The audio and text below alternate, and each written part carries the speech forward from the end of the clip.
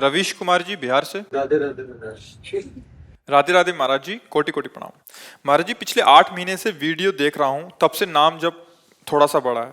महाराज जी, ऐसा लगता है कि मेरे प्रारब्ध ही बिगड़ा हुआ है, हर जगह दुख और असफलताएं मिलती है, नहीं भविष्य को लेकर चिंता रहती है। नहीं नहीं, आप बिल्कुल ऐसा न सोचो। मनुष्य जीवन केवल पशु की तरह भोग भोग के रो के चले जाने के लिए नहीं है। बात समझो।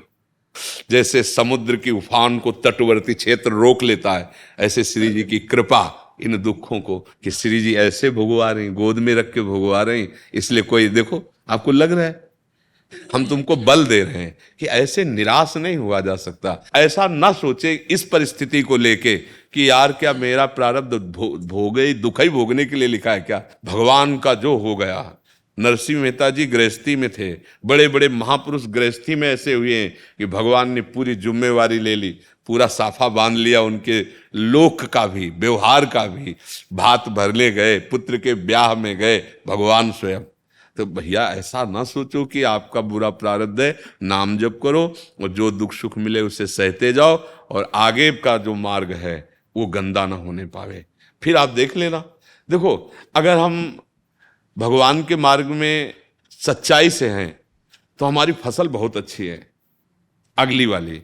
अब पिछली वाली जो थोड़ा गंदी है उसे भोग लो, उसके लिए अगली फसल में आग मत लगाओ। पिछली गलतियां हुई उनको हम भोग रहे हैं, आगे में ऐसा संभाल लेंगे कि ऐसा हमें दुख ही ना मिले, ऐसा हमें भोगना ही ना पड़े। क्योंकि अवश्य में भोक्तव्यम कृतम कर्म शुभाशुभम। यदि हम गलत करेंगे तो भोगना पड़ेगा, सही करेंगे तो उसे भोगना पड़ेगा। तो हम सही क्यों ना करें। चाहते हैं सुख, करते हैं गलत, तो परिणाम तो दुख आएगा ही। तो अभी तक गलती हुई, अब सत्संग मिल गया है, अब हम अपना सुधार करें और निराश मत होना, उदास मत होना। हम इसलिए अपना उदाहरण देते हैं कि उदाहरण से तुम्हारी हिम्मत बढ़ जाएगी। आज परिस्थिति कमजोर मान सकते हैं, लेकिन सत्य में चल रहे हो, भजन में चल रहे हो, तो कल तुम्हारा भविष्य बहुत उज्जवल होगा, महान होगा। वो कैसे करेगा? आज तक स्वभाव में रहा है, ऐसे करने का स्वभाव नहीं रहा है। अपने आप जो आ गया उसका सदुपयोग हो रहा है, अपने आप वो कर रहा है, अपने आप वो व्यवस्था कर रहा है। तो ऐसे ही चराचर जगत की कर रहा है, पशु पक्षियों की कर रहा है, लाखों जीव जिनको आप जानते नहीं उनका भी भरण पोषण कर रहा है। तो आप उस पर विश्वास कीजिए और दुख को सह लीजिए और सच्चे मार्ग के पथिक बनिए, आगे अच्छा हो जाएगा। ठीक है। शशि जी, राधा वल्लभ श्री हरिवंश। महाराज जी, आपके चरणों में कोटि कोटि प्रणाम।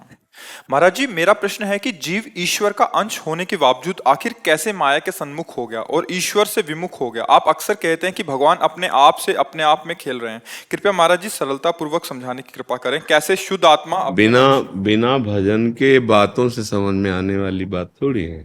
अगर इसे कहा जाए कि आप इसे सरलता पूर्वक समझा दो, तो अगर इतना सरल समझ में आ जाने वाली बात होती तो सब ब्रह्म ज्ञानी हो जाते, सब भगवत प्राप्त हो जाते। इसके लिए सीधी बात है कि हम माया युक्त हैं या माया मुक्त हैं, हमसे इससे अब कोई मतलब नहीं है। हम भगवान के हैं, ये बात स्वीकार करते हैं, करते हैं। हाँ, अब हमारा कर्तव्य है कि जो कुछ भी हमारे पास है उसको हम भगवान की सेवा समझें। पदार्थ, वस्तु, व्यक्ति, स्थान, जो भी, पति, पुत्र, परिवार, ये भगवान हमें सेवा रूप में प्राप्त हुए हैं। यही जानने के लिए उत्तर है ये कि इसको तुम सरलता पूर्वक जान जाओ। सबको भगवत भाव से, जो भी तुम्हारे संबंध में, शरीर संबंध में, भाव संबंध में, जो भी वस्तु, व्यक्ति, स्थान है, उसे भगवान की समझ के भगवान की सेवा में लगाते हुए निरंतर स्मरण का प्रयास करो। राधा राधा राधा राधा, राधा वल्लभ श्री हरिवंश, राधा वल्लभ श्री हरिवंश। तो आप जान जाओगे, क्योंकि ये बात केवल आप ही जना सकते हैं, आपको बातों से समझ में नहीं आ सकती। सोई जाने जय देव जनाई, और जानत तुम्हें तुम्हें हो जाए। लच्छेदार भाषण दे के या भाषण सुन के कोई ब्रह्मज्ञानी नहीं हो जाता। नाम आत्मा प्रवचनेन लभ्या, प्रवचन करने मात्र से कोई ब्रह्मबोध संपन्न महापुरुष नहीं हो जाता। तो इतना केवल सुन लेने से जीव और ब्रह्म के भेद को, या हम क्यों माया में कैसे फंसे, नहीं जान जाओगे। उसके लिए क्या है, मामे वे प्रपद्यन्ते माया में ताम तरंतिते। हे भगवान, आप जैसे हो मुझे पता नहीं, मैं कैसा हूँ आपको पता है, मैं जैसा भी हूँ आपका हूँ। और राधा राधा राधा राधा राधा, तो बात समझ में आ जाएगी। केवल बातों से ये समझ में नहीं आने वाला, क्योंकि ना तुम अपने को जानती हो ना भगवान को जानती हो। किसका प्रश्न है? आप जानते हो अपने को? नहीं जानते। भाई हम तब तो जानने की बातों में तब आवे जब हमें कुछ भी पता हो। ना हम अपने को जानते हो, ना जिसको जानना चाहते हो उसको जानते हैं, क्योंकि हम अपने को देह मानते हैं। ईमानदारी से, सच्चाई से देखो, मतलब इसमें ज्यादा तर्क वितर्क करने की जरूरत नहीं। हम जब शीशा देखते हैं, तिलक लगाते हैं, तो हम किसको लगाते हैं तिलक? अपने को लगाते हैं या अपने मस्तक में लगाते हैं? उस समय ज्ञान क्या होता है? असलियत में देखना, हम अपने को देखते हैं, नहीं देखते ना। इसी का नाम अज्ञान है, इसी का नाम देहाभिमान है। देहाभिमानी अज्ञानी ना तो भगवान को जानता है, ना अपने स्वरूप को जानता है। इसी अज्ञान के मिटाने के लिए भगवान की शरण होकर भजन किया जाता है।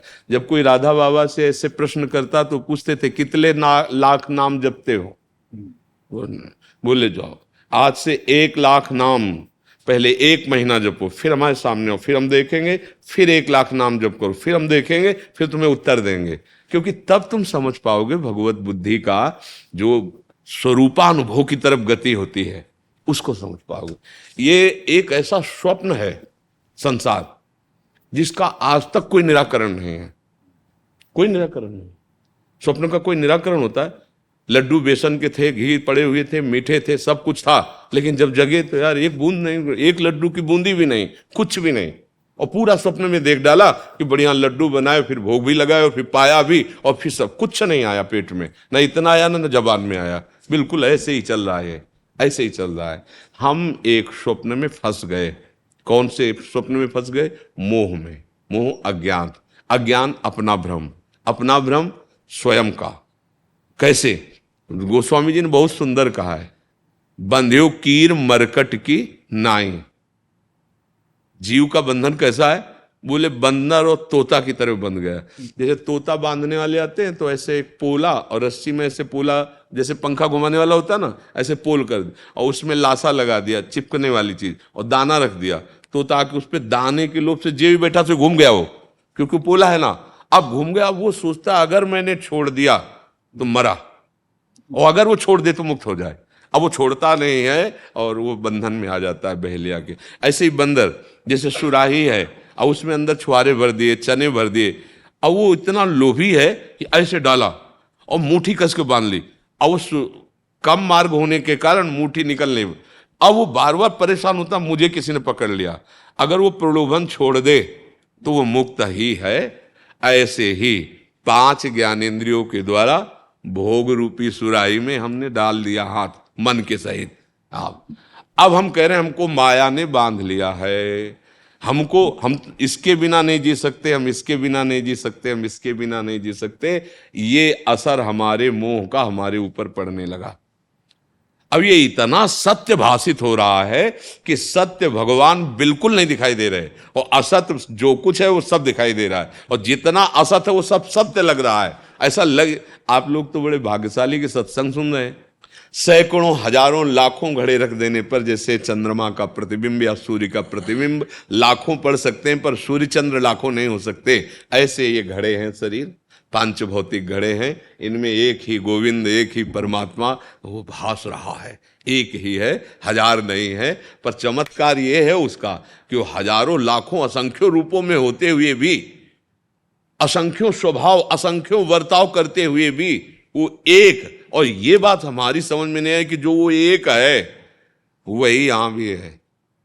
एक 10 आदमी जो है नाव से उतरे तो बोले यार गिन लो कोई कम तो नहीं हुआ? तो बोले 1 2 3 4 5 6 7 8 9, यार एक कम है। बोले तुम गिन लो। तो बोले 1 2 3 4 5, सबने कहा कम है। तो जो नाविक था उसने कहा भैया कम नहीं है, आप अपने से शुरू करो। तब 10 हो गए। तो बस हम अपने को पहले जाने, अपने को समझे, अपने को हम भूल गए। नाम कोई जीव है, नाम कोई स्त्री है, नाम कोई पुरुष है, हम भगवान के भगवत स्वरूप हैं। इस बात को भूल करके संसार में से बहते चले जा रहे हैं। आज एक कामना पूर्ण हो जाएगी, 2 खड़ी हो जाएंगी। लेकिन ऐसे को जैसे 100-200 ग्राम आपको सोना दे दें और आप सोचो हम तृप्त हो जाएंगे, नहीं होंगे। फिर और 1 किलो की आवश्यकता होगी, फिर 5 किलो की आवश्यकता होगी। अगर पारसमणि दे दे तो तृप्त हो जाओगे, क्योंकि पारसमणि से आप पहाड़ लगा सकते हो सोने का। तो जिसने समस्त विश्व ब्रह्मांड को बनाया, अगर वो भगवान मिल जाए तो फिर प्राप्त करना बाकी क्या रह जाएगा? ये संत जन देते हैं। संत भगवान का नाम, भगवान का आश्रय देते हैं। तो आप कृपा करके समझ लो, ना कोई फंसा है और ना किसी को मुक्त होना है। ये बात समझ में नहीं आएगी, पहले हम कह रहे हैं, ना कोई फंसा है ना कोई मुक्त हुआ है। जैसे स्वप्न में आदमी जेल में बंद जाए और वो मुक्त होने के लिए प्रार्थना करे, तो आप चाहे अनुष्ठान बैठाल दो, आप चाहे जितना रुपया घूस दे दो, वो मुक्त नहीं हो सकता। कब तक? जब तक जगा नहीं दोगे। समझ रहे? ऐसे ही देह भाव में इतना हम फंस गए हैं प्यारे, और ये छूटेगा।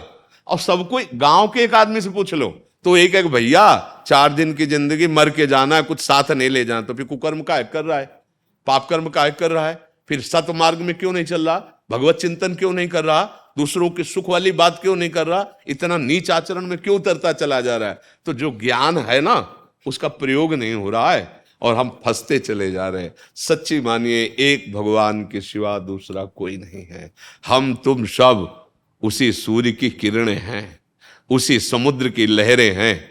अगर वायु विकार खत्म तो लहर भी समुद्र ही हो गई। और ये तब तक खत्म नहीं होगा जब तक निरंतर भजन नहीं करोगे। तब लग कुशल न जीव को, सपने मन विश्राम, जब लग भजत न राम को, शोक धाम तज काम। हमारे यहाँ ध्रुवदास जी महाराज हुए, वो कह रहे, जो चाहत है नित्य सुख, अरु मन को विश्राम, हित ध्रुव हित सो भजत रहो, पल पल श्यामा श्याम श्यामा श्याम। सब जान जाओगे। अपना स्वरूप किसी इंद्री से नहीं जाना जा सकता, क्योंकि जो हम इंद्रियों से देखते हैं वो दृश्य होता है। हम दृश्य नहीं हैं, हम दृष्टा हैं। तो कोई इंद्री हमें नहीं देख सकती। हम इंद्रियों के द्वारा बाहर का दृश्य देख रहे।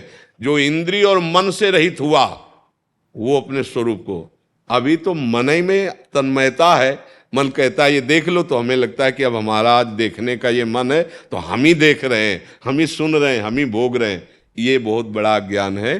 पर बड़ी कृपा है कि आप लोग कम से कम सत शास्त्र की बात, संतों की बात सुनने के लिए तो राजी हो गए। नहीं, माया ना सुनने का टाइम देती है और ना राजी होना देती। अभी अहोभाग्य है कि अभी कलिकाल में ऐसा कुछ अवसर मिल रहा है कि हम भजन कर सकते हैं, हम मुक्त हो सकते हैं। नहीं, आगे आप सच्ची मानना, ना आपको सत बात सुनने को मिलेगी और न सत मार्ग में चलने वाला कोई मिलेगा। अगर कोई कभी होगा तो गिरिकंदरा में गुफा में छुपा अपने प्राण त्याग देगा, समाज नहीं रह जाएगी। जैसे अभी बढ़ रही ना, मदिरा पीना, मांस खाना, व्यभिचार एक मनोरंजन खिलवाड़ हो गया है। व्यभिचार एक खिलवाड़ हो गया है। उसके विषय में सोचा ही नहीं जा रहा कि हमारी समाज कितनी गंदगी की तरफ जा रही है, जहाँ ना धर्म है ना मनुष्यता है। देवत्व और भक्ति के तो बात जाने, दैवी संपदा और भक्ति की बात, क्रूर राक्षसी स्वभाव बढ़ता चला जा रहा है। इतना बढ़ता है, छोटे छोटे बच्चे असुरक्षित हैं, छोटे छोटे बच्चों के अंदर गलत संस्कार पड़ रहे हैं। तो आगे चलकर यही तो हमारे बुजुर्ग बनेंगे। तो एक ऐसे बुजुर्ग होंगे हमारे जिनकी नींव ऐसी पड़ रही, तो आगे कोई भजन कर भगवत प्राप्ति करे या ब्रह्म बोध करे, ये सब लिखा रह जाएगा। कलिकाल का ऐसा प्रबल प्रवाह अभी अवसर है। अभी ऐसे ऐसे महापुरुष संत जन हैं, अभी ऐसी वायु अनुकूल चल रही है कि आप भजन करके मुक्त हो सकते हो। तो ये रहस्य तो भगवान ही अनुभव कराते हैं। या रहस्य रघुनाथ कर बेग न जाने कोई, और जो जाने रघुपति कृपा, तो सपने मोह न होए, ये भगवान ही जनाएंगे। इसलिए उनकी शरण में होकर उनका नाम जप करो, अच्छे आचरण करो। कीमती भगत जी महाराज जी, आपके श्रीमुख से हमने कई बार सत्संग और एकांतिक में सुना है कि जो मनुष्य जानबूझकर अपने शरीर को खत्म करता है, उसकी आत्मा दर बदर भटकती है और उसकी बहुत दुर्गति होती है। वहीं दूसरी ओर रामचरितमानस के उत्तरकांड में एक जगह गोस्वामी तुलसीदास महाराज वर्णन करते हैं कि जो न तरे भवसागर नर समाज अस्पाई, सोकृत निंदक मंदमती आत्महनन गति जाई। महाराज जी, भगवत प्राप्ति के मार्ग पर चलने वाले लाखों भक्तों में से अगर कोई त्रुटि के कारण मुक्ति तो या भगवत प्राप्ति नहीं कर पाता, वहां के दो एक अर्थ आप क्या समझ रहे हैं? महाराज जी, उससे जो समझ आया था कि अगर कोई मनुष्य जीवन लेकर भी अगर भगवत प्राप्ति या भगवान को नहीं पा पाता, तो वो दुर्गति को प्राप्त होता है। हाँ, तो इसमें संशय उसी के बराबर है। तो जैसे अगर एक इंसान खुद आत्महत्या कर रहा है और दूसरा जो अगर भगवान के मार्ग पर चलकर भगवान को नहीं पाता, तो उसकी भी नहीं, भगवान के मार्ग में चलकर नहीं शब्द है, भगवान के मार्ग में चलकर शब्द नहीं है। आप चूक कर रहे हो। हमें मनुष्य शरीर मिला, भगवान ने विवेक बुद्धि और हमें संत समागम करने का समय दिया, भजन करने का समय दिया, पर हम ना संत समागम कर रहे हैं, ना भजन कर रहे हैं, विषयों की तरफ बढ़ते चले जा रहे हैं, धर्माचरण की तरफ, तो उसकी वही दुर्गति होगी जो आत्महत्यारे की गति होती है। भजन अभी फिर यही है कि बिना भगवत प्रेमी महात्माओं के, शास्त्रों के आंतरिक भाव को नहीं समझा। जो न तरय भव सागर अस समाज नर पाए, सो अति निंदक मंदमत।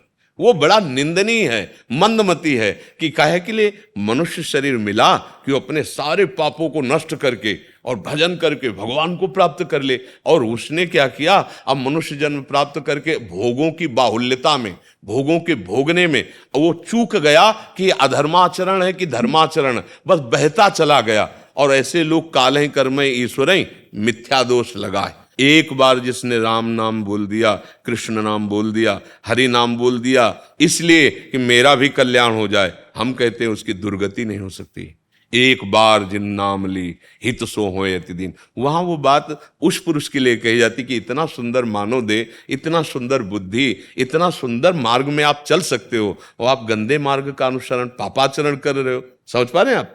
हाँ, ये ऐसा नहीं। हमारा विश्वास इतना जीवन है, इतना जोर है कि एक बार जिसने राधा बोल दिया है, वकालत वकालत होती है। वकील का जो दाम होता है ना, उसकी बुद्धि की प्रवीणता का होती है। तो हम लोग भगवान के मार्ग के वकील हैं।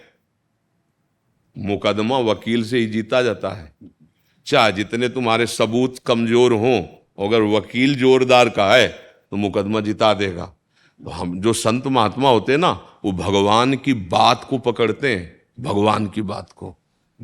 भगवान ने कहा कोटि विप्र बदला गए जाहू आए शरण, तो वकालत में पकड़ लिया।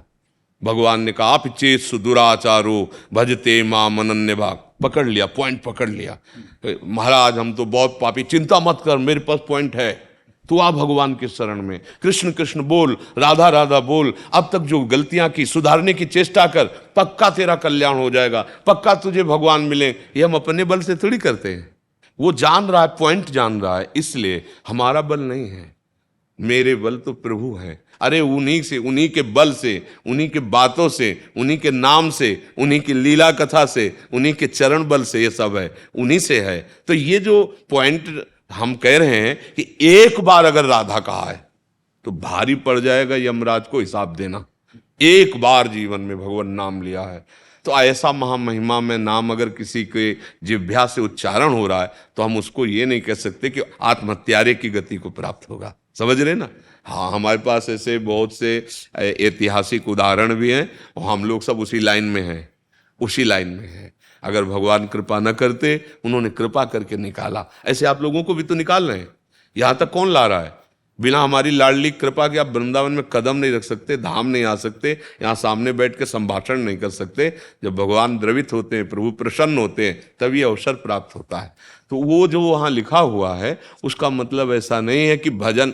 और सुनो, गीता जी में भगवान ने कहा मेरा भजन करने वाला अभी भजन शुरू किया और भ्रष्ट हो गया, भजन पूरा नहीं हुआ, तो जानते हो उसकी क्या कोई ऐसी गति नहीं होगी कि बादलों की तरह छिन्न भिन्न हो जाए। श्रीमान कुल वालों के यहाँ उसको जन्म होगा और जन्म होते ही भक्ति का संयोग होगा और जिस भोग से भ्रष्ट हुआ उस भोग की बाहुल्यता होगी और उस भोग को वैराग्य से त्याग करके वो अब अगला जन्म संभाल लेगा। थोड़ा भी भजन हुआ है तो नष्ट होने वाला नहीं है।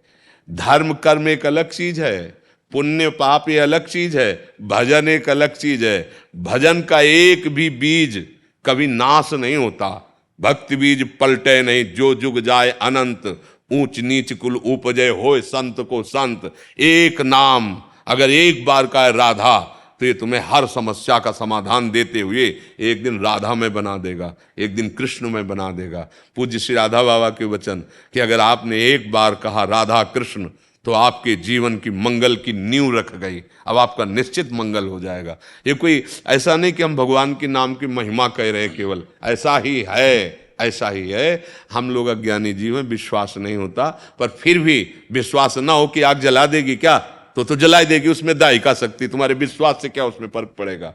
नाम तो एक ऐसा है कि भाव को भाव अनख आलसहु, नाम जपत मंगल दिस। तो वो बात उपासक के लिए नहीं लिखी है कि उपासना करा भ्रष्ट हुआ तो उसकी दुर्गति हुआ, नहीं। एक भी हमें उदाहरण बताओ। एक ये हम प्रमाद के लिए नहीं कह रहे, बहुत सावधानी के लिए कह रहे। जगन्नाथ जी की सेवा में जैसे सब पार्षद रहते हैं, तो एक पार्षद का किसी नवीन नवयुवती वैश्या से गलत संबंध हो गया। अब वहां तो सब भोग प्रसाद आता ही रहता है। तो जब प्रधान सेवकों को पता चला कि यह अपवित्र चेष्टा इनके द्वारा, तो उनको बैठाला और कहा देखो, या तो तुम्हें जगन्नाथ जी की सेवा छोड़नी होगी और या फिर वैश्या संग छोड़ना होगा। तो जीव की ये दुर्दशा है कि उन्होंने कह दिया कि जगन्नाथ जी की सेवा छोड़ देंगे, हम उसको नहीं छोड़ सकते। विषय कितनी प्रबलता होती। पक्का एक तरफ भगवान एक तरफ माया है। हम लोग देखो ना, भगवान का इतना यश गाते हैं, भगवान की महिमा समझते हैं, तो तब महिमा मानी जाए जब त्रिभुवन की राज्य लक्ष्मी देने पर आधे पल के लिए भी भगवान को ना भूले, तो हम महिमा जानते हैं। मतलब माया इतनी प्रबल है कि एक क्षण में भगवान को छुड़वा सकती है। एक क्षण में भगवान को छुड़वा सकती है। एक छोटी सी अपनी वो वृत्ति भेज दे तो भगवान का विस्मरण करा देगी। छोड़ दिया जगन्नाथ जी को। अब जो हिस्से में अर्थ आया था वैश्या के, जब हम असत मार्ग में चलते हैं तो हमारे सुकृत नष्ट होते हैं, पुण्य। जब पुण्य नष्ट होते हैं तो आयु, श्री, कीर्ति सब नष्ट हो जाती है। कीर्ति भी, श्री भी, आयु भी। तो कुछ ही दिनों में उनको भयंकर रोग हुआ और वो मर गए। जब उनका शरीर पूरा हुआ तो देखो, हम तुम्हें बता रहे हैं भगवान का स्वभाव। जगन्नाथ जी ने अपने प्रधान जो पार्षद थे उनसे कहा, सुनो, वो जो पधार गए ना हमारे सेवा में थे, उनका वैसे ही अंत्येष्टिक संस्कार करो जैसे हमारे सेवकों का होता है। बोले प्रभु, उन्होंने आपको त्याग दिया था। बोले वो त्याग सकते हैं, हमारा स्वभाव नहीं। हमने एक बार जिसे पकड़ लिया उसे त्याग। प्रभु का स्वभाव है। अब हम कैसे कैसे मान ले? अगर थोड़ा भी सेवा बनी, थोड़ा भी भजन हुआ है और उससे गलती हो जाए, तो माता पिता जितने भी विश्व ब्रह्मांड में है, उन सब में जो माता पिता वाला प्यार है ना, हमारे प्रभु से है। प्रभु अनंत माताओं जैसा दुलार रखते हैं। ऐसी दुर्गति उनके लिए कही गई जिनको इतना अवसर सुंदर मिला और बिल्कुल भगवान से विमुख होकर बिल्कुल नाना प्रकार के पापाचरण में लगे, वो दुर्गति को प्राप्त हो रहे हैं। हिमांशु गुप्ता जी, राधे राधे। गुरुदेव, आपके चरणों में कोटि कोटि प्रणाम। गुरुदेव, अगर कोई व्यक्ति आत्महत्या जैसा पाप कर बैठता है तो उस व्यक्ति के परिजन कुछ ऐसा कर सकते हैं क्या जिससे उस व्यक्ति की मुक्ति मिल? जरूर करना चाहिए भैया, जरूर करना चाहिए। उनके लिए नाम कीर्तन करवाना चाहिए। जैसे 24 घंटे के लिए नाम कीर्तन, मान लो हम श्रीमद् भागवत पाठ कराना चाहिए। अगर पैसा नहीं है तो फिर नाम कीर्तन तो अपने लोग ही कर सकते हैं। घर के 4 लोग बैठकर 24 घंटे नाम कीर्तन कर सकते हैं और वो नाम कीर्तन का पूरा फल उनको दे सकते हैं। जैसे हम अपने बैंक से पैसे किसी को ट्रांसफर कर सकते हैं ना, ऐसे हम भजन पुण्य ये दूसरे को ट्रांसफर कर सकते हैं। तो हम 24 घंटे नाम कीर्तन किया और भाव से किया कि हे प्रभु, उनका जिनका नाम जो अपने संबंध में रहे हों, मैं ये सारा का सारा 24 घंटे का नाम कीर्तन उनको, तो वो उनके कल्याण का। वैसे जो श्रीमद् भागवत है तो गरज रहा है अधोगति को प्राप्त जीवों को परम कल्याण करने के लिए। भले वो प्रवचन न करवाए मंच लगवा के 7 दिन, पर घर में 7 दिन संस्कृत से पाठ करवा ले तो उस जीव का कल्याण हो जाएगा। दोनों भी बातें हैं। भगवान नाम कीर्तन भी, नाम संकीर्तनम यस्य सर्व पाप प्रणाशनम, सब पापों को नष्ट करने में नाम कीर्तन समर्थ है। और श्रीमद् भागवत देखो, धुंधकारी प्रेत बन गया था और भागवत के सुनने से वो भगवत पार्षद होकर विमान पे बैठ के चला गया। तो भागवत का पाठ और नाम संकीर्तन, ये 2 किसी का भी उद्धार इससे किया जा सकता है जो अधोगति को प्राप्त है। और जरूर करना चाहिए, क्योंकि उनसे गलती हो गई और अगर हम लोग उनके संबंधी हैं तो उनके मंगल के लिए करना चाहिए। अर्थ आदि व्यवस्था खर्चा करके और खूब थोड़ा भोज आज करके पहले कीर्तन करवावे, भागवत पाठ करावे, फिर कुछ ऐसे संत महात्मा जीव जंतु को कुछ भोज प्रसाद पवा दे तो उसका मंगल हो जाता है जीव का। ये सुनने को मिला है राधा वल्लभ संप्रदाय में तुलसी से भोग लगता है। हाँ महाराज, ठीक। हम लोग 4 संप्रदायी वैष्णव हैं, ग्रस्त वैष्णव हैं। तो हमारी जो वंश परंपराएं चली आ रही हैं, हमें अपने ही परंपरा का नाम लेना चाहिए, कहीं से गुरु दीक्षा ले लें? नहीं, इसमें बात, पहले ही प्रश्न का उत्तर ये है कि हमारे यहाँ तुलसी जी प्रियाजू की सहचरी हैं। जैसे भाव से प्रभु को भजा जाता वैसा अनुभव होता है ना, तो हमारे यहाँ प्रियाजू की सहचरी तुलसी जी हैं, इसलिए प्रियाजू जब भोग पाती हैं तो वृंदा सखी के रूप में पास में बैठ के पवाती हैं, ना कि वो थाल में रखी जाती हैं। इसलिए हमारे भाव का सारा खेल है ना, तो हमारे यहाँ भाव के कारण तुलसी जी भोग में नहीं पधराई जाती, वृंदा सखी पास में, यहाँ वृंदावन की अधिष्ठात्र देवी हैं, प्रधान सखी हैं वृंदा जी, तो वो भोग पवाती हैं। तो ये हमारे निकुंज की उपासना के अंतर्गत है।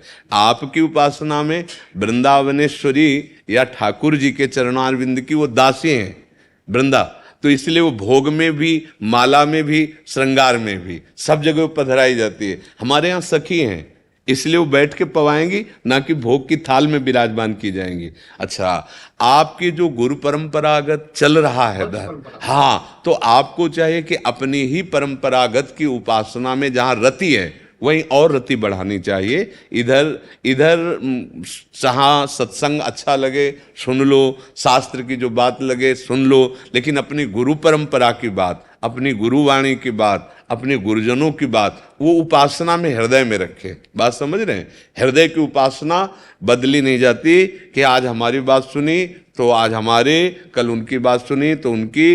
ये बिना पेंदी के लोटा वाला भाव नहीं रहता उपासकों का। उपासकों की निष्ठा रहती है, हमारी बात सुनी जय हो आपकी, लेकिन हम चलेंगे अपने गुरु के वचन के अनुसार, हम चलेंगे अपने गुरु के दिए हुए मार्ग में। बात समझ रहे हैं? गृहस्थ परंपरा है। हाँ, ये गृहस्थ और विरक्त केवल दो मार्ग हैं, लेकिन जहां जाके अवगाहन करना है वो रस तो एक ही है, उसमें थोड़ी अंतर होता है। गृहस्थ और विरक्त का कोई अंतर नहीं होता। हाँ, और देखो, सबसे प्रार्थना है कि सबके प्रश्नों का उत्तर इसलिए नहीं हो सकता कि हमारा शरीर रोग से ग्रसित है।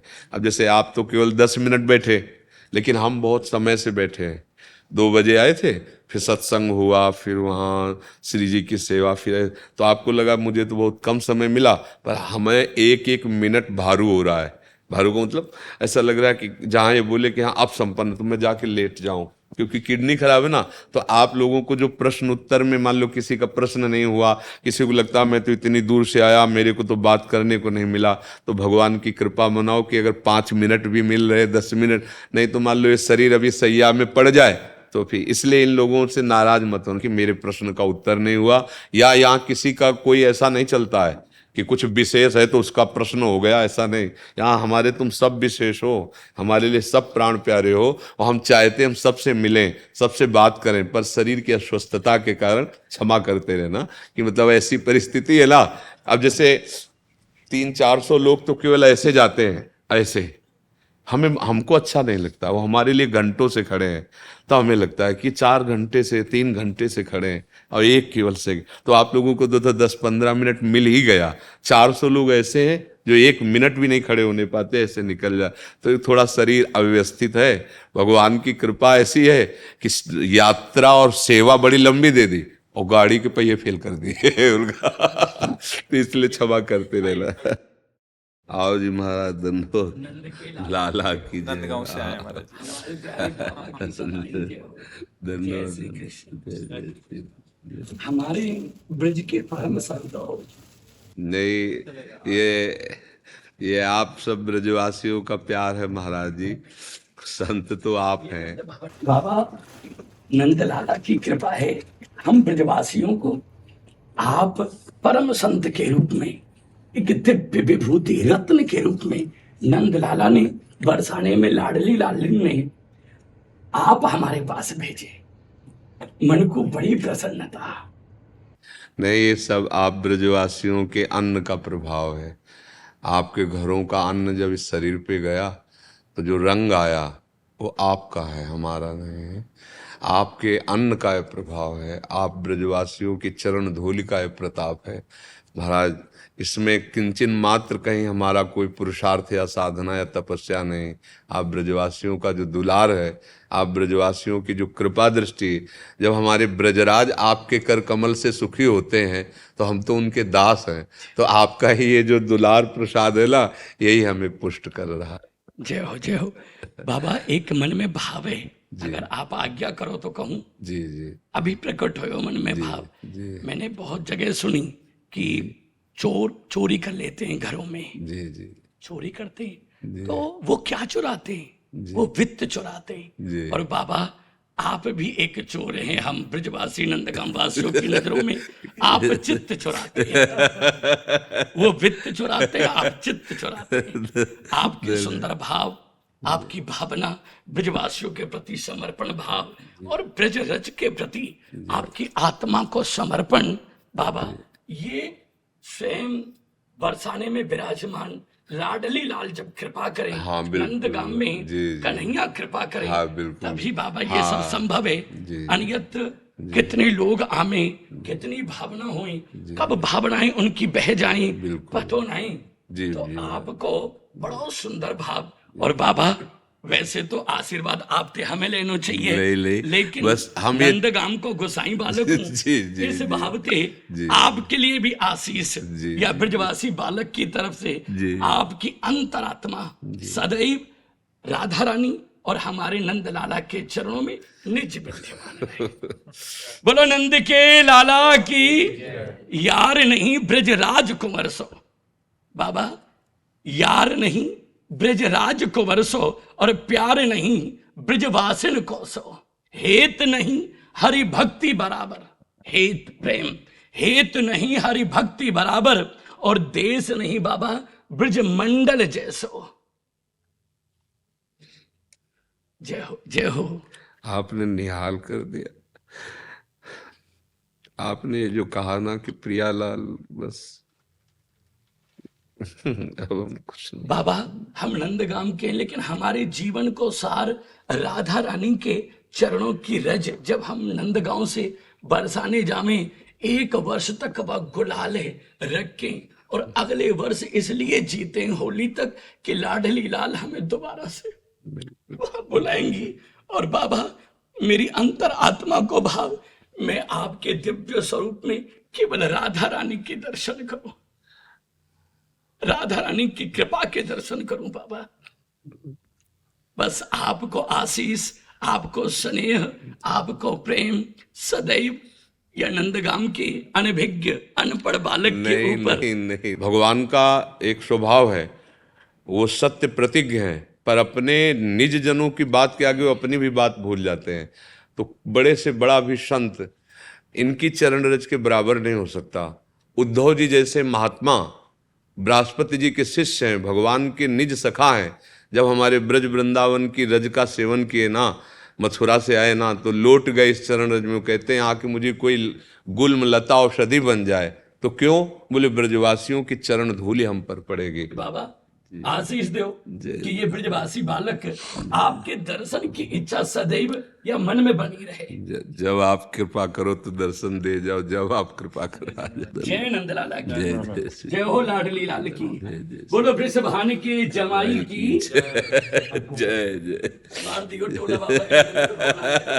अब अपनी ठसक तो रहती है लाभ, आपकी ठसक है ये तो। जय जय श्री कृष्ण बाबा, जय श्री कृष्ण, जय श्री कृष्ण, जय जय जय नंद लाला की। जय जय श्री कृष्ण। वीरेंद्र कुमार जी अमृतसर से। राधे राधे श्री हरि। श्री हरिवंश महाराज जी राधे राधे। गुरुजी संसार में परमात्मा की इच्छा के बिना तो कुछ होता नहीं, अच्छा या बुरा कर्म भी परमात्मा की इच्छा, फिर इन कर्मों का फल नहीं मनुष्य नहीं को नहीं, क्यों गलत भोगना? गलत गलत, बिल्कुल। परमात्मा की इच्छा को हम तभी समझ सकते हैं जब हम इच्छा रहित हो जाएं। परमात्मा की इच्छा को तभी हम महत्व देंगे जब हम इच्छा रहित हो जाएं। अभी आपके ऊपर असर अपनी इच्छाओं का पड़ रहा है। सारा खेल आपके अंदर आपकी इच्छाओं से हो रहा है। आप देख रहे हो, आप देख रहे हो। आप सच्चाई से देखो कि आप मन और बुद्धि में तन्मय होकर इच्छाओं को कर रहे हैं या आप में कोई इच्छा है पर्सनल। हमारे भगवान की जो इच्छा है वो आप हैं। आप, सिर्फ आप। आपकी जो इच्छा है वो ये वासनाओं का खेल है। आप में कभी कोई इच्छा नहीं हो सकती। जो आप भगवान के अंश है ना, अमल हैं, अविनाशी हैं, चैतन्य हैं, नित्य हैं, सुख राशि हैं। आप स्वीकार करते हैं बात? हाँ जी। स्वीकार करते हैं? सुख राशि में सुख की इच्छा कैसे हो सकती है? जहां सुख का अभाव ही नहीं है वहां इच्छा कैसे हो सकती है? तो इच्छा हुई जहां सुख का अभाव है। सुख का अभाव कहाँ है? इस शरीर में, इस मन में, इस इंद्रियों में। फिर आ जाते हैं बाहर संसार के भोगों में। अब इच्छा उस अभाव रहित स्थिति में, जो इच्छा का भाव आया, जागृत हुआ कि मैं भोगूं, वो इस मन में तन्मयता होने के कारण, मैं मन, मैं बुद्धि, मैं शरीर, मैं स्त्री, मैं पुरुष। अब ये खेल चल पड़ा इच्छाओं का। मुझे ये चाहिए, ये नहीं चाहिए, ये सुखद है, ये दुखद है, इसे मान कहते हैं, इसे अपमान कहते हैं, इसे लाभ कहते हैं, इसे हानि कहते हैं, इसे जन्म कहते हैं, इसे मृत्यु कहते हैं। ये सब मिथ्या। अब इस मिथ्या को जब तक नहीं जान पाओगे तो सत्य को कैसे जान पाओगे? और सत्य को नहीं जान पाओगे तो आपको लगेगा उसी भगवान की इच्छा। जैसा प्रश्न उन्होंने सुनाया, फिर दंड मुझे क्यों दिया जा रहा है, फिर दुख मुझे क्यों दिया जा रहा है? तो फिर आप बंधे कहाँ हो? अगर आप, अब एक तो पक्ष एक, दूसरी बात, अगर सब भगवान की इच्छा से हो रहा है तो फिर दुख सुख किसको मिल रहा है? आपको। तो फिर इच्छा किसकी थी? फंस जाओगे, उत्तर नहीं दे पाओगे। अगर भगवान की इच्छा है तो फिर सुख दुखे समय कृत्वा लाभा लाभो जया जयो, फिर उसको कौन विचलित कर सकता है? अब भगवत इच्छा में जब अपनी इच्छा का समाहित हो गया तो न दुख है, न सुख है, न लाभान, द्वंद्वैर विमुक्ता सुख दुख संगई। ये परम पद की स्थिति हो गई। इसलिए अगर हम सावधान हो जाए तो हम सच्चे ज्ञानी बन सकते हैं। हम पहले अपनी इच्छाओं का दो विभाग करें, क्योंकि अभी भगवान की इच्छा तक पहुंच ही नहीं है। भगवान की इच्छा अगर आप पहुंच जाओगे तो अभी परमानंद में डूब जाओगे। उनकी केवल एक ही बात हुई थी, एको हम बहुश्यामा, बस दूसरी नहीं। तुम्हारी एक ही बात होनी है, बहुश्यामा में एको हम। हमारी बातें समझ पा रहे हो कि नहीं समझ पा रहे है? हाँ, जब सवाल सुलझाना होता है ना तो सूत्र से चलते हैं। हमारी इच्छाएं हैं और वही हमारी इच्छाएं बांधने वाली हैं, हमें दुख देने वाली हैं, हमें सुख देने वाली हैं। हम उनके दो विभाग करते हैं, एक गंदी इच्छा और एक अच्छी इच्छा, जिसको रामायण में कहा कुमति सुमति सबके उर राय। सुमति कुमति दो प्रकार की बुद्धि। कुमति माने गंदी बातें, गंदी इच्छा, गंदे आचरण। सुमति माने अच्छी बातें, अच्छे कर्म, अच्छी इच्छा। हम पहले दो विभाग करते, गंदी इच्छा को मिटाते हैं भगवान के नाम के बल से और सुने हुए सत्संग के वचनों से, कि इतना तो पता है कि गलत क्या है। क्यों? आपको पता है? आपको क्या? हमें लगता है सबको पता है, क्योंकि सबके हृदय में भगवान बैठे हैं तो प्रेरणा तो देते ही रहते हैं ना कि यार ये गलत कर रहे हो। अगर गलत इच्छा को आप मिटा दो, सुख भोग की इच्छा इतनी बढ़ गई जबकि मुझे कोई जरूरत नहीं है। नेत्र से लेकर हर इंद्री तक ये मायाकृत है, इतना पता है। हर इंद्री माया। ये शरीर आप नहीं है, शरीर पे आप हैं पर शरीर आप नहीं है, पर आप शरीर अपने को मान लिए हैं। अब आपका देखना शुरू हो गया, भोगना शुरू हो गया, तो इसको पहले दो विभाग में कर लीजिए। पहले बुरे आचरणों से, गंदे आचरणों से, अधर्म आचरण से, निंदनीय बातों से अपनी इच्छा को हटा लीजिए। फिर बचेगी शुभ इच्छा। शुभ इच्छा का मतलब होता है एक निर्मल जल, एक शांत जल। उसमें आपको दिखाई देगा कि सत्य वस्तु ये भी नहीं है, तो शुभ इच्छा का भी त्याग हुआ। अब जहां इच्छाओं का त्याग हुआ तो आप और भगवान दो नहीं रह गए। जा ही न चाहिए कबों कछु, तुम सन साज सने, बसो निरंतर तासुर, सो राउर निजगे। ब्रह्मविद ब्रह्मवि भवति। इच्छा रहित भगवान का स्वरूप होता है।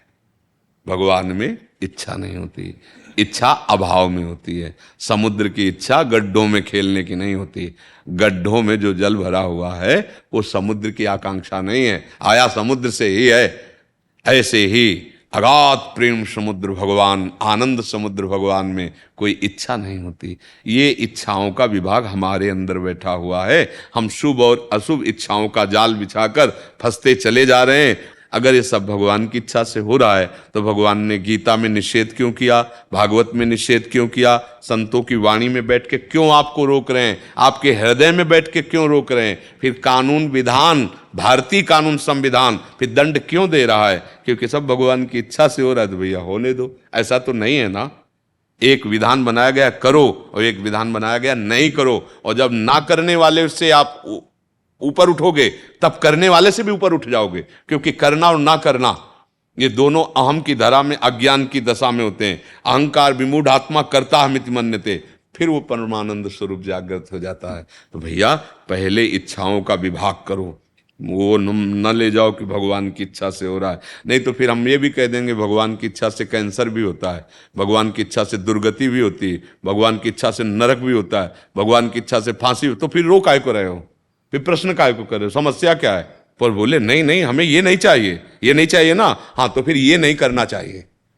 अगर ये भोग नहीं चाहिए तो फिर ये कर्म नहीं करना चाहिए, फिर अच्छे कर्म करो, भगवान नाम जप करो, जिसलिए तुम्हारा मनुष्य शरीर मिला है। जब इच्छाओं का दमन हो जाएगा तब आप जान पाओगे कि भगवान का क्या स्वरूप है।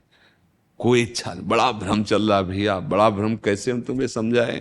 जैसे स्वप्न में नहीं होती, पूरी बाजार लगी होती, पूरे झगड़े झगड़े सब चलता रहता है, लेकिन जागो तो कुछ नहीं होता। ऐसा ये भैया ये उमा का हूं मैं अनुभव बना, सत हरि भजन जगत सब सपना। आप कुछ समझ पा रहे हैं जी?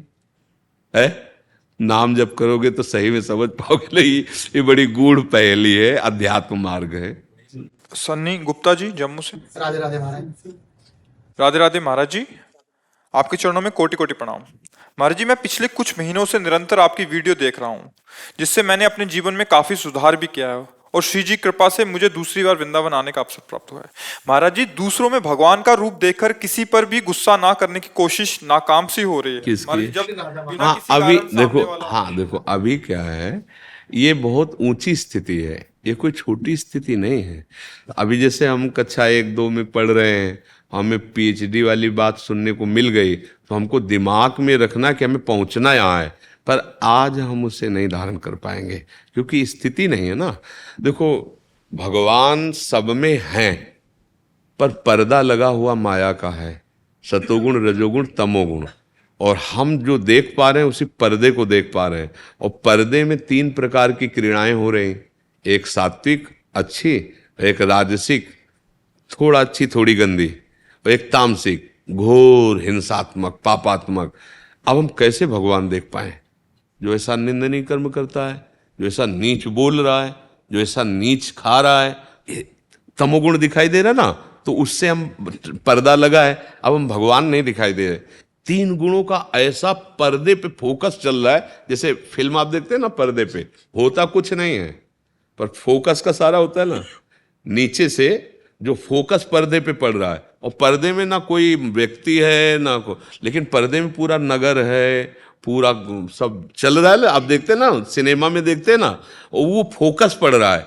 ऐसे 3 गुणों का प्रकाश पड़ रहा है, सतोगुण रजोगुण तमोगुण, और ब्रह्म में पड़ रहा है, ब्रह्म तत्व में। तो त्रिगुणात्मिका माया उसी भगवान को, उसी ब्रह्म को ये विविध रूपों में पर्दे में दिखाई दे रही। बच्चा बच्ची, स्त्री पुरुष, मूर्ख विद्वान, संत दुरात्मा, नीच पाखंडी, उत्तम महात्मा, ये कितना पूरी फिल्म तैयार है। अब फिल्म देखने जब जाते हो तो पहले तुम निश्चय कर लेते हो कि एक झूठी कहानी है, पर हम मनोरंजन के लिए आए हैं। तो क्या तुम इसे झूठी कहानी समझ रहे हो?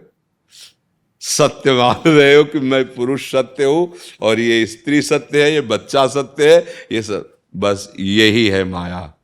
अब इसका पर्दा हट जाए तो आप देख लोगे कि एकमात्र वही है, दूसरा है नहीं।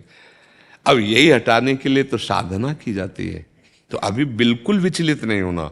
इतना अगर चलने लगा ना कि यार हैं तो भगवान सब में, पर हम नहीं मान सकते कि यार इसमें भगवान है, इतना गंदा काम करता है, ये बहुत अच्छी बात आ गई है। मतलब आप साधना की चढ़ाई पे चढ़ रहे हैं, अभी फाइनल पे तो नहीं है, पर आप बहुत अच्छी, कम से कम भगवत भावना तो आने लगी है। अब हम नहीं मान पा रहे हैं, ये हमारी कमजोरी है। धीरे धीरे धीरे जिस वचन सुनने से, जिस संत संग से हमने मानना शुरू किया, वही संत संग हमें वहां भी पहुंचा देगा, विश्वास करना चाहिए। जिस नाम जप से हमारे अंदर इतनी बात आने लगी, जिस भगवत मार्ग में चलने से इतनी बात आने लगी, तो वो पूरा भी पहुंचा देगा, क्योंकि वो बहुत सामर्थ्यशाली है। तो आप इसमें विचलित मत होइएगा और व्यवहार में कमी नहीं होने दीजिएगा। व्यवहार में कमी कि जैसे मानो आपका पुत्र है, अब वो गलत कर रहा है, तो उसमें ये नहीं कहना कि हे भगवान तुम ऐसा इसमें ये देखना है, हम जो इसमें भी भाव देखना है कि जैसे हमने पुत्र शब्द कहा तो हमारा अधिकार है डांटना, शिष्य शब्द कहा तो अधिकार। अब जैसे हमारा कोई विपक्षी है और वो हमसे ऐसा कुछ वैर भाव कर रहा है तो हमें भगवत भाव रखना है और अपने बचाव पक्ष को देखना है। और जब देखना है कि हमारे बचाव पक्ष में अब हम नहीं बच पाएंगे तो कानून है, स्वयं अपने हाथ से कोई निर्णय ना कीजिए, कानून है, कानून व्यवस्था की गई, आप रिपोर्ट कीजिए, आप उसको न्याय के द्वारा क्योंकि अगर कानून को अपने हाथ में ले लेंगे तो आप फिर स्वयं फंस जाएंगे और बंध जाएंगे। और अगर आप सही ढंग से चल रहे हैं, आपको कोई फंसाने की लाख चेष्टा करेगा तो नहीं फंसा पाएगा। अगर आपका पूर्व का कोई ऐसा पाप है जो अभी तक दंड नहीं मिला, वो फंसा देगा। फिर दोनों बातें समझना, आप इस समय निर्दोष हैं पर आप फंसते चले जा रहे हैं तो ये वो पाप है जिसे कोई जान नहीं पाया और आपसे हुआ, वो सुरक्षित रखा रहा, वो अब आपको दंड दे रहा है। इसलिए फिर चुपचाप सह जाए और भगवान से प्रार्थना करे कि हमें बचा आप ही सकते हो और आप जानते हो ये मेरी गलती का ही फल है, मैं समझ रहा हूं। और अगर गलत आप नहीं हो, ना पूर्व में ना अब में, तो लाख कोई कोशिश कर ले आपको फंसा नहीं पाएगा, पक्का। समझ रहे जी? ऐसा कभी कानून को अपने हाथ में ना ले, ये पक्की बात समझो। और अगर आप कानून का पक्ष लेंगे तो धीरे धीरे निर्णय ठीक हो जाएगा। और दूसरी बात, आप धर्म से चल रहे हैं तो आपका पक्ष धर्म है तो वो अपने आप नष्ट होने लगेगा, क्योंकि वो अधर्म के पक्ष में है ना, उसके पुण्य नष्ट हो रहे हैं, फटाफट नष्ट हो रहे हैं। और आपके सामने विपत्ति आती चली जा रही तो आपके पाप नष्ट हो रहे हैं, पुण्य बढ़ रहे हैं और उसके पुण्य नष्ट हो रहे हैं। अब ये समझ नहीं पाते ना हम लोग, तब फिर गुस्सा आ जाते हैं कि अब होगा जो होगा, हम देख लेते। देखो मत, चुप हो जा, उसका नाश शुरू है, समझो, उसका नाश शुरू है। तुम्हें जो जलन हो रही, तुम्हें जो परेशानी हो रही, तुम्हारे पाप नष्ट हो रहे हैं, तुम्हारा पुण्य बढ़ रहा है। वो जो मौज मस्ती दिखाई दे रहा है, हमको अपमानित कर रहा है, हमारे साथ बुरा कर रहा है, उसके पुण्य नष्ट हो रहे हैं, पाप बढ़ रहे हैं, अपने आप वो नष्ट हो रहा है। उसकी चिंता मत करो, वो अपने आप लाइन में लग जाएगा, आप अपने को बचा लो। समझ पा रहे ना? महाराज जी आपके सत्संग ने तो आज पूरी चिंता दूर कर दी महाराज जी। हाँ, हम तो चाहते इसी तरह कि चाह मिटे चिंता मिटे मनुआ बेपरवाह। अभी तो ये है, मालिक से आंख मिल जाए ना, ये निहाल हो जाओगे। इतना सुंदर है, इतना समर्थ है और इतना प्यार करने वाला है कि अगर करोड़ों हृदय होते तो फाड़ के उसके सामने रख दे, इतना प्यार करने वाला है। अब आप लोगों को लगता है कोई होगा, भगवान किसी की बात कर रहे हैं, भजन करो फिर समझ में आ जाएगा।